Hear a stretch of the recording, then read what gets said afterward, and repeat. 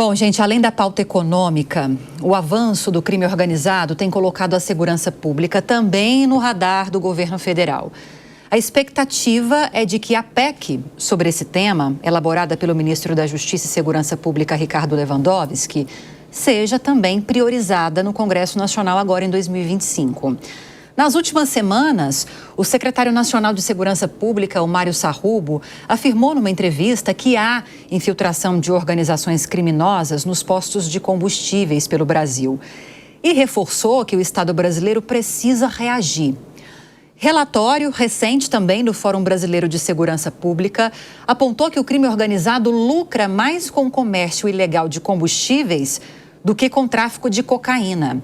Enquanto os criminosos lucraram mais de 146 bilhões anuais, isso a partir de 2022, com combustíveis, cigarro, bebida e ouro, o levantamento apontou que a droga rendeu 15 bilhões.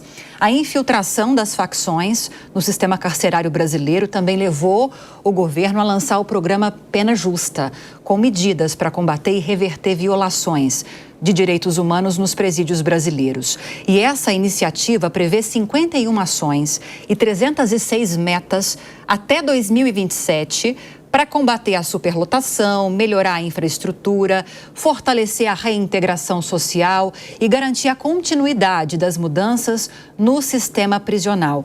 Quero voltar à discussão com você, porque a gente está falando de pautas, Silvia, econômicas, outras pautas talvez não tão econômicas, mas correlatas, que têm chances de avançar em 2025. A gente está falando de uma PEC que há meses segue parada no Congresso Nacional.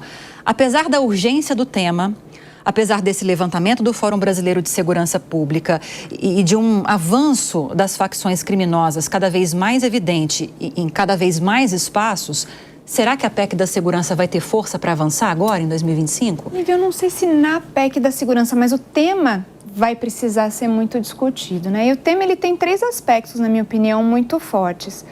Primeiro que a gente tem um grande problema com relação às penalidades. Então, o que a gente vê é que o crime organizado está migrando das drogas e das armas para o contrabando e a falsificação desses produtos, porque a penalidade é muito inferior.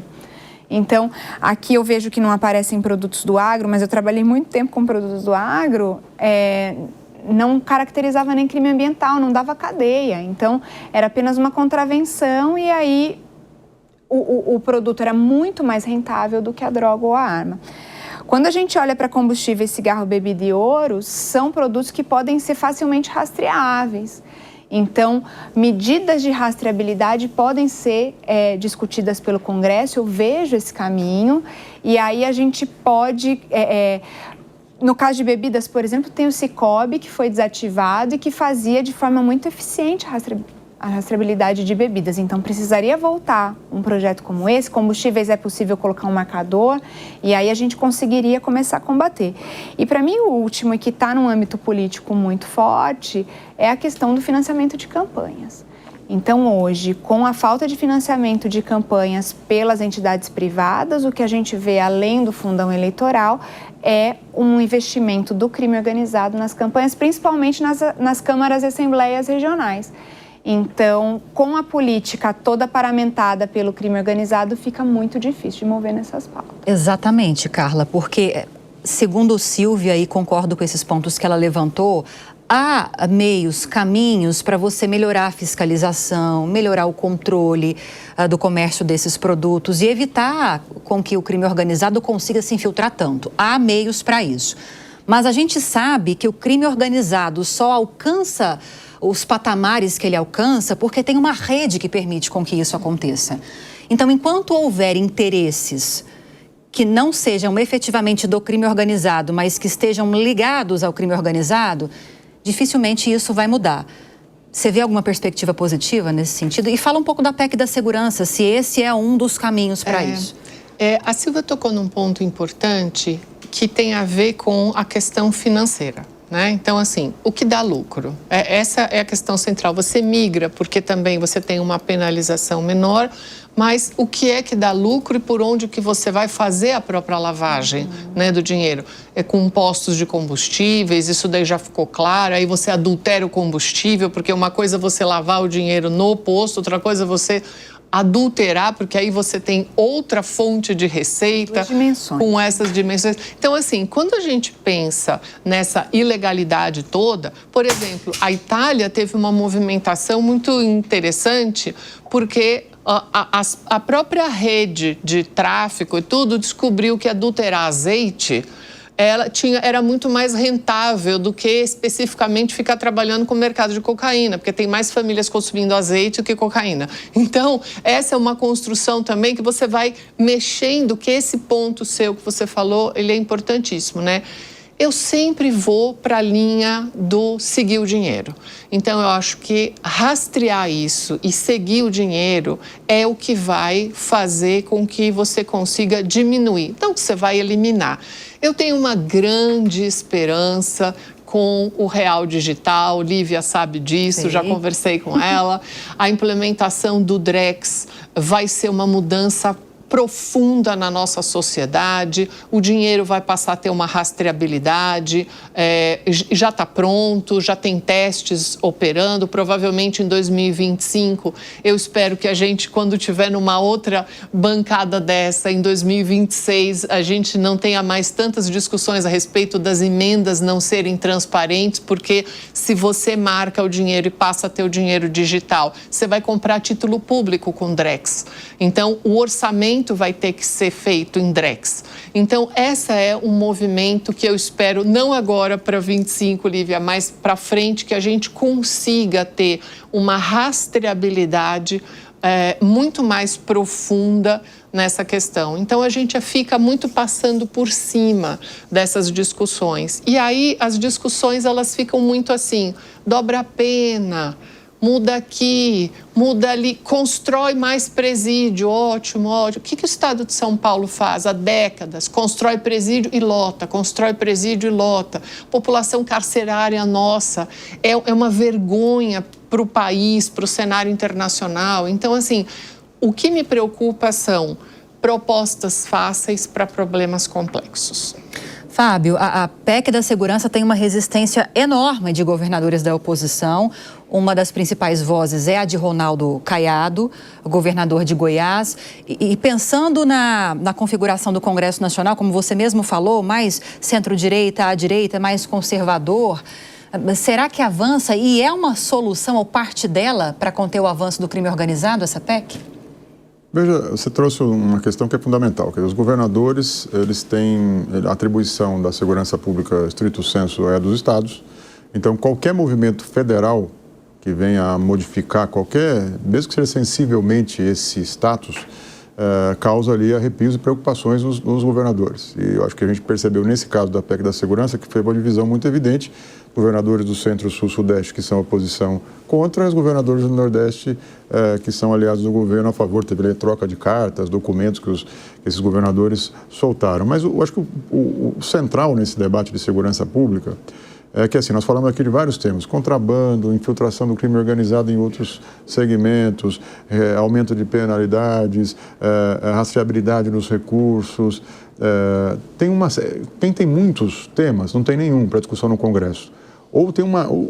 Essa PEC seria capaz de galvanizar todos esses temas para trazer uma agenda robusta ali de enfrentamento ao crime num ano pré-eleitoral, com uma força política que eu não vejo. Ou a gente vai ficar discutindo uma medida que vem lá do ministro Lewandowski, que já vem com o carimbo do governo federal, que os governadores já reagem a isso. Eu vou lembrar, assim, em 2018, na eleição de 2018, que elegeu o Jair Bolsonaro, também foi um ano em que só se falava em segurança. A eleição foi muito pautada pela segurança. No Rio de Janeiro, a gente tinha uma intervenção no estado do Rio de Janeiro, né, federal. Então, quando o governo federal resolve: nós precisamos ter uma agenda para o enfrentamento do crime, mas a atribuição da segurança estrito sensu é dos estados.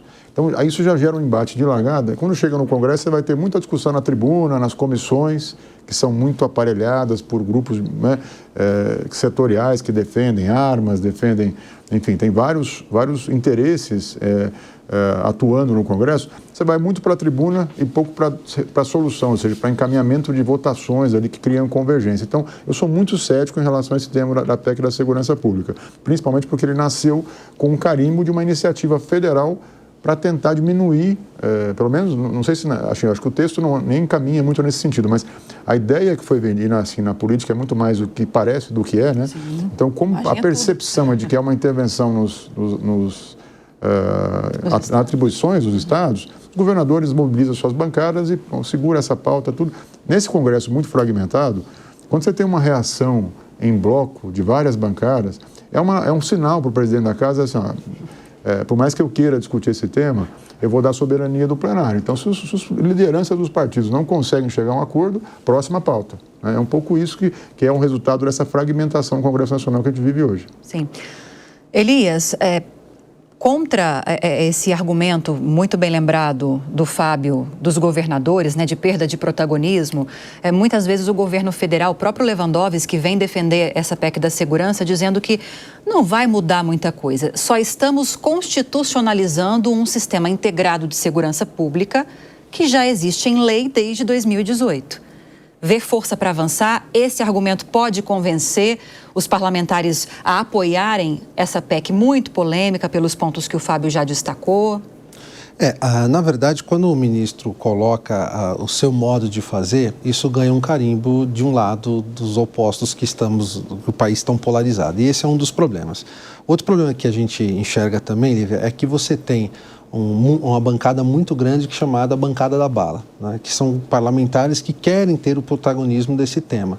Agora, é um tema que precisa ser discutido, as pesquisas têm colocado que isso ultrapassou a educação, né? Muitos anos a gente vinha acompanhando quais são os principais temas que a população tem interesse. A população sempre falava da questão da educação, hoje, né, já é a segurança pública na frente da educação, então mostra que a população anseia uma política de fato. Né? Não consigo enxergar que terá um avanço essa PEC por conta justamente do que a Silvia colocou.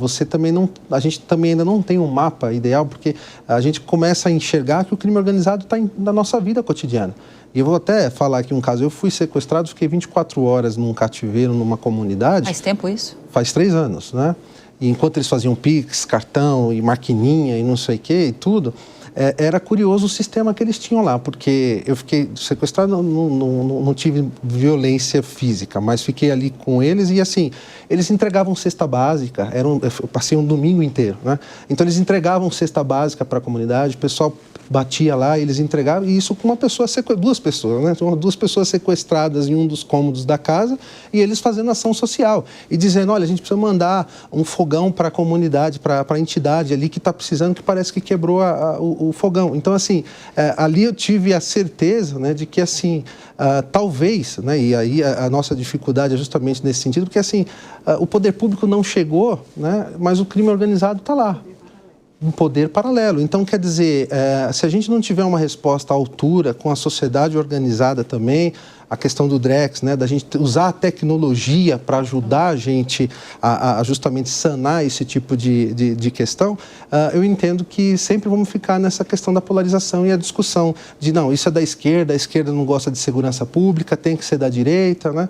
E aí a gente vai sempre patinando nesse sentido. Então, não consigo enxergar um avanço, infelizmente, positivo aí dessa PEC. Né? Aí, Silvia, são tantos problemas graves na área de segurança pública que aí chama a atenção o fato de que no final do ano passado, a Câmara dos Deputados, em reação àquela suspensão das emendas parlamentares pelo STF, aprovou um pacotão de medidas na área de segurança pública, e aqui eu não estou criticando esses projetos, mas talvez não sejam tão relevantes como essas discussões para a contenção do crime organizado, por exemplo. Entre eles, castração química para pedófilos condenados. Agora, em 2025, você falou que acredita que a segurança pública vai ter protagonismo. Mas será que vai ser nesse tipo de pauta?